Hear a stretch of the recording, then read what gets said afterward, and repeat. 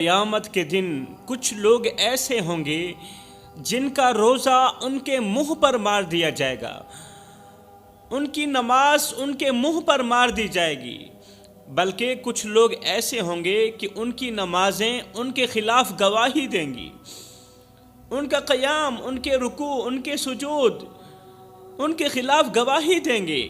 میرے محترم بھائیو، سوچئے وہ لمحہ جب انسان اپنے ان اعمال کو نجات کا ذریعہ سمجھا ہوگا، لیکن وہی اعمال اللہ کے حضور اس کے خلاف گواہی دیں گے۔ یہ کتنا خوفناک منظر ہوگا۔ انسان نے یہ سوچا ہوگا کہ یہ وہ اعمال ہیں جو آج میری بخشش کا ذریعہ بنیں گے، آج میری مغفرت کا ذریعہ بنیں گے، آج قیامت کا دن ہے، نفسا نفسی کا عالم ہے، ہر بندہ ہائے ہائے کی پکار رہا ہے۔ مگر سوچئے وہ لمحہ جب انسان اپنے ان اعمال کو نجات کا ذریعہ سمجھے گا، لیکن وہی اعمال اللہ کے حضور اس کے خلاف گواہی دیں گے۔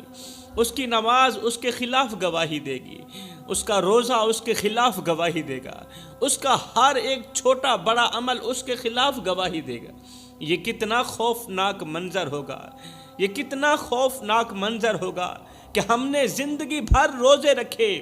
بندہ سوچے گا اللہ میں نے زندگی بھر روزے رکھے، نمازیں پڑھیں، نیکیاں کی، مگر وہ سب کچھ میرے خلاف ہو گیا۔ میرے محترم بھائیوں، آج کا بیان سننے کے بعد آپ کے دل کی دنیا ہل کر رہ جائے گی، کیونکہ یہ بیان ہر اس شخص کے لیے ایک سخت وارننگ ہے جو اپنے اعمال کو بہت کچھ سمجھ کر غافل ہو چکا ہے۔ اس لیے گزارش ہے کہ آج کا بیان ضرور سنیں اور دل کے کانوں سے سنیں۔ میرے محترم بھائیوں، قیامت کا دن ایسا ہولناک دن ہوگا کہ اس دن نہ ماں اپنے بچے کو پہچانے گی، نہ بہن اپنے بھائی کو یاد کرے گی، اور نہ دوست اپنے دوست کو دیکھے گا۔ کوئی کسی کا نہیں ہوگا، ہر شخص اپنی نجات کی فکر میں مبتلا ہوگا، ہر شخص اپنی مغفرت کی فکر میں مبتلا ہوگا، ہر آنکھ اشک بار ہوگی، ہر دل خوف سے کانپ رہا ہوگا۔ لیکن اس دن کچھ ایسے بد نصیب بھی ہوں گے جن کا روزہ ان کے منہ پر مار دیا جائے گا، جن کی نماز ان کے خلاف گواہی دے گی، جن کے نیک اعمال خود ان کے دشمن بن جائیں گے۔ بتاؤ ان کے پلے کچھ رہ جائے گا؟ اللہ رب العزت نے فرمایا جو میرے ذکر سے غافل ہوگا میں اس کی زندگی کو تنگ کر دوں گا۔ اللہ کا فرمان ہے میرے محترم بھائیوں، اللہ فرماتا ہے جو میرے ذکر سے غافل ہوگا میں اس کی دنیا بھی تنگ کر دوں گا، میں اس کی آخرت برباد کر دوں گا، اور قیامت کے دن اسے اندھا اٹھاؤں گا۔ اللہ اکبر! سوچنے کی بات ہے، کہیں ہماری نماز، ہمارا روزہ، ہماری نیکیاں بھی اس طرح ضائع ہونے والی تو نہیں ہے میرے محترم بھائیوں۔ اس دن کوئی بہانہ کام نہیں آئے گا، کوئی سفارش نجات کا ذریعہ نہیں بنے گی، بس خالص نیت والے ہی کامیاب ہوں گے اور بد نیت والے ناکام ہو جائیں گے۔ یہاں پر میں تمہیں آنکھوں سے آنسو نکالنے والا ایک واقعہ سناتا ہوں۔ کہتے ہیں کہ کسی بستی میں ایک اللہ والا بزرگ رہتا تھا۔ وہ بزرگ جس کے دل کا تعلق اللہ کی ذات کے ساتھ جڑا ہوا تھا۔ خدارا میرے بھائیوں، جوانوں، اپنے دل کا تعلق اللہ کی ذات کے ساتھ جوڑ لو نا۔ اللہ اکبر! دل کا تعلق اللہ کی ذات کے ساتھ جوڑ لو اور رب کو حاصل کرنے کی کوشش کرو، اپنے رب کو پہچاننے کی کوشش کرو، رب کو راضی کرنے کی اور رب کو حاصل کرنے کی کوشش کرو۔ جب رب تمہارا ہو گیا نا تو سمجھو پھر سب تمہارا ہو گیا۔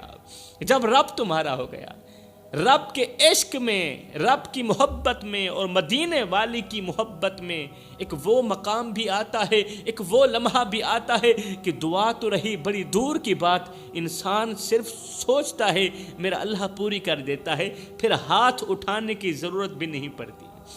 بس اپنے دل کا تعلق اللہ کی ذات کے ساتھ جوڑ کر دیکھو تو صحیح، اللہ کی ذات بھی یہی آوازیں دے رہی ہے، اور میرے بندے اپنے دل کا تعلق اللہ کی ذات کے ساتھ جوڑ کے دیکھ تو صحیح، بخشش کی حد نہ کر دوں، مجھے رب العالمین بھی نہ کہنا، بخشش کی انتہا نہ کر دوں، مجھے رب العالمین بھی نہ کہنا، ایک بار تو میری چوکھٹ پر آ کر تو دیکھ، میں رب ہو کر تیرا استقبال کروں گا، تجھے ویلکم کہوں گا۔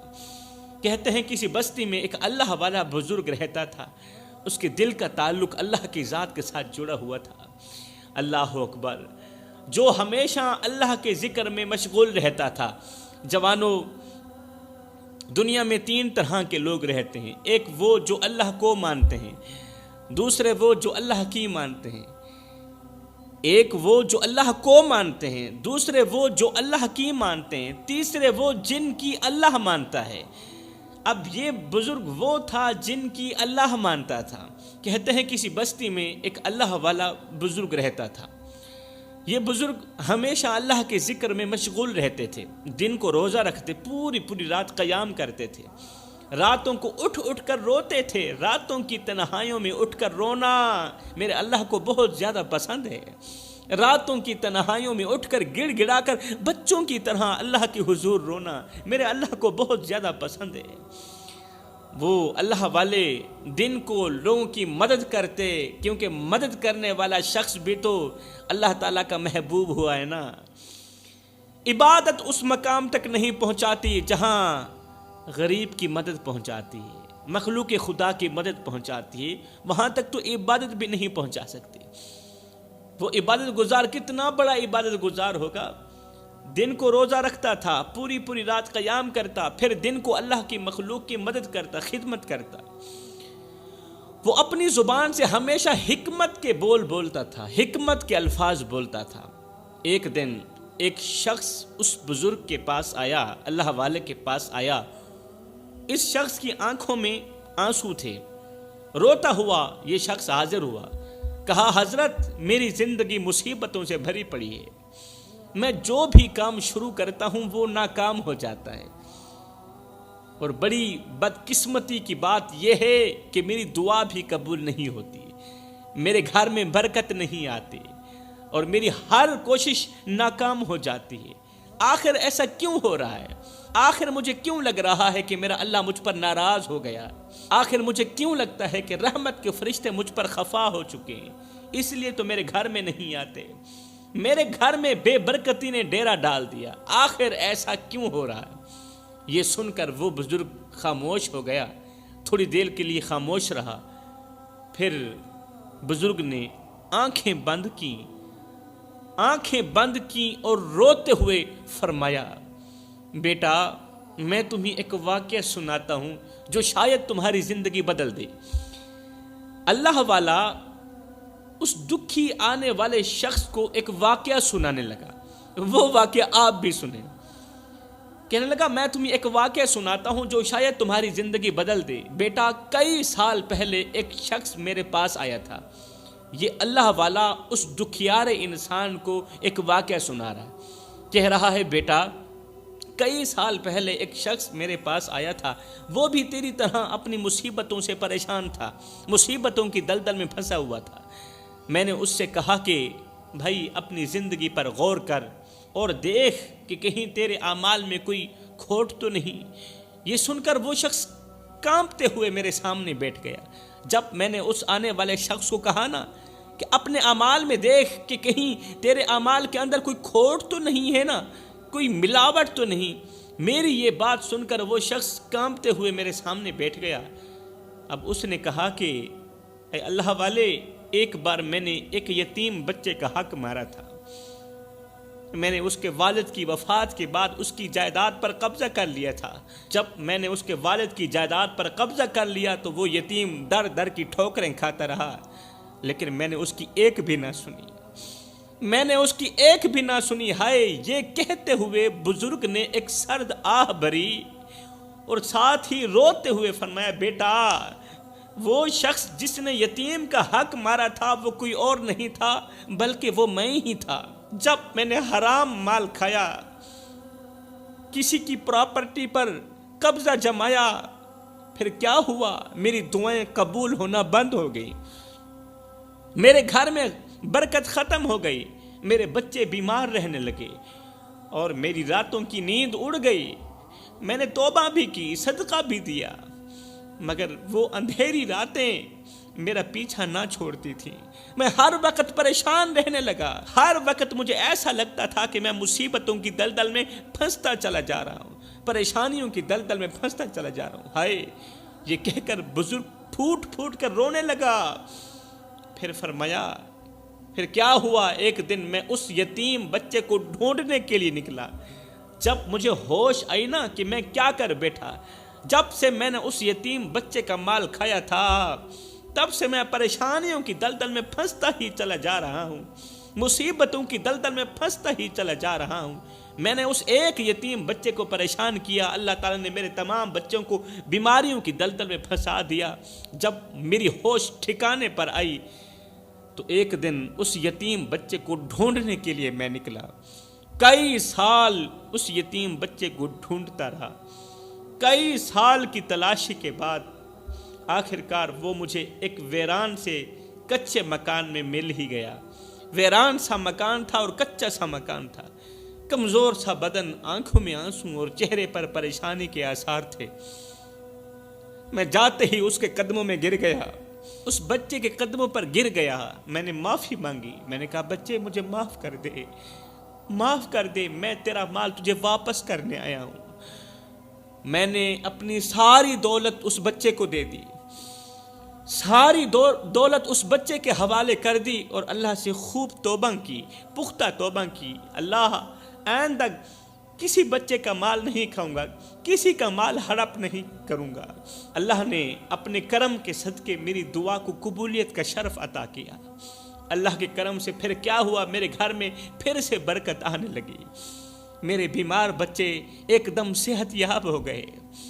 جب میں نے حق والوں کو حق دیا نا, حق والوں کے سپرد ان کی امانت کی, پھر اچھے دن بھی آنے لگے اور میری راتیں سکون سے گزرنے لگی.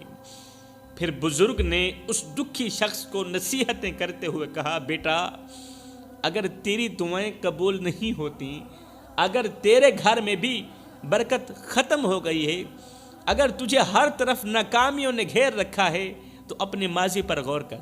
میری طرح تو بھی اپنے ماضی پر غور کر, کیونکہ تو بھی اسی مرض میں مبتلا ہے جس مرض میں میں مبتلا ہوا تھا. پھر میری طرح تو بھی اپنے ماضی پر غور کر, گزرے ہوئے وقت پر غور کر. کہیں تو نے کسی کا دل تو نہیں دکھایا, کہیں تو نے کسی کا حق تو نہیں مارا, کسی کی بد دعا تو نہیں لی. یاد رکھ, مظلوم کی بد دعا سیدھا عرش پر جاتی ہے اور اللہ سے اپنی بات منوا کر ہی دم لیتی. مظلوم کی بد دعا, دنیا میں ایک مظلوم کی بد دعا ہے جو ہواؤں کو پھاڑتی ہوئی, فضاؤں کو پھاڑتی ہوئی, پہلا آسمان چیر کر, دوسرا آسمان چیر کر, ساتواں آسمان چیر کر عرش کا دروازہ جا کھٹکھٹاتی ہے اور اپنی بات منوا کر ہی دم لیتی ہے. میرے رسول کریم نے فرمایا, مظلوم کی بد دعا سے بچنا, کیونکہ مظلوم جب بد دعا کے لیے ہاتھ اٹھاتا ہے نا, پھر اس کی یہاں سے نکلی بد دعا سیدھا عرش کا دروازہ جا کھٹکھٹاتی ہے اور اپنی بات منوا کر ہی دم لیتی ہے. اگر ہو سکے تو مظلوم کی مدد کر کے مظلوم سے دعا ضرور لینا, بد دعا مت لینا. میرے محترم بھائیوں, اس واقعے میں ہمارے لیے بہت بڑا سبق چھپا ہے.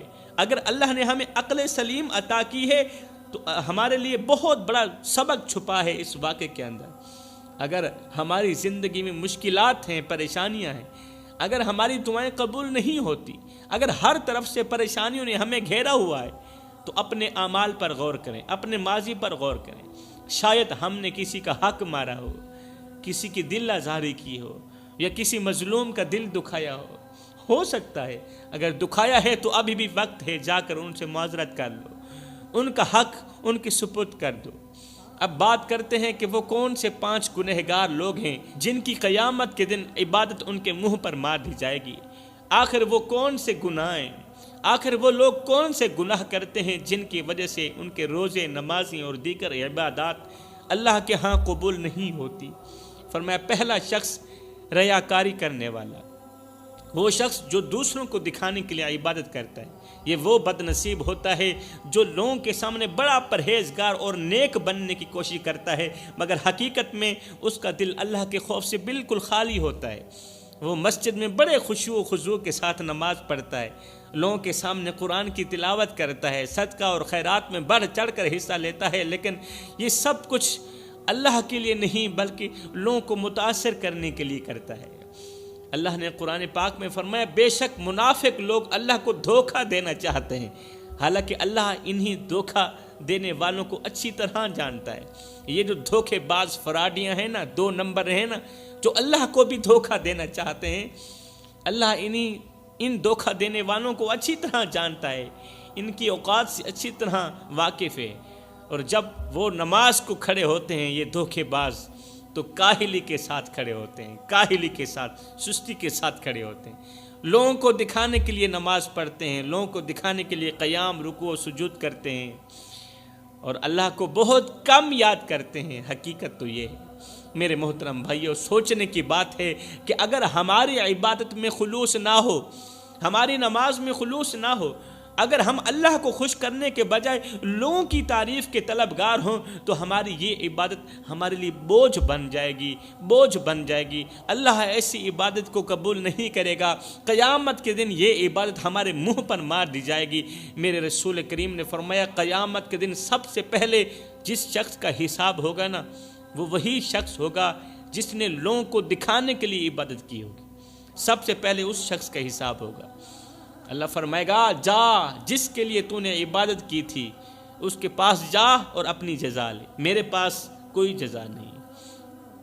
آج ہی اپنے دل کا جائزہ لے، کہیں ہماری نماز لوگوں کو متاثر کرنے کے لیے تو نہیں، کہیں ہمارا روزہ لوگوں کو متاثر کرنے کے لیے تو نہیں، کہیں ہمارا صدقہ اس لیے تو نہیں کہ لوگ ہمیں سخی کہیں، ہمارا صدقہ کہیں اس لیے تو نہیں کہ لوگ ہمیں سخی کہیں، کہیں ہمارا قرآن پڑھنا دکھاوے کے لیے تو نہیں۔